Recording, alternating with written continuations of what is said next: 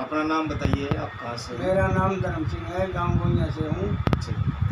तो मेरे सांस में दिक्कत थी, बहुत ज़्यादा दिक्कत थी। एक दिन मुझे ये डॉक्टर साहब मिले, सतवीर सिंह, तो इनने मेरे को सलाह दी, तो ये ले तू दिखा ये ले ये आरसीएम का हाँ।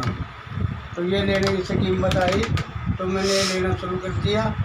उससे मेरे बहुत ज़्यादा आराम है, 100 में से 80 आराम हो गया मेरे। कितने दिन से प्रॉब्लम थी आपकी? ये 8 साल से। 8 साल से? 8 साल से।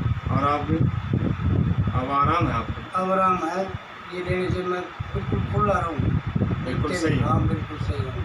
तो बहुत अच्छी बात है, हाँ। आपको आराम लगा तो हमें भी खुशी हुई है। हाँ धन्यवाद जी धर्म Singh ji, thank you. Full आ रहा हूँ मैं।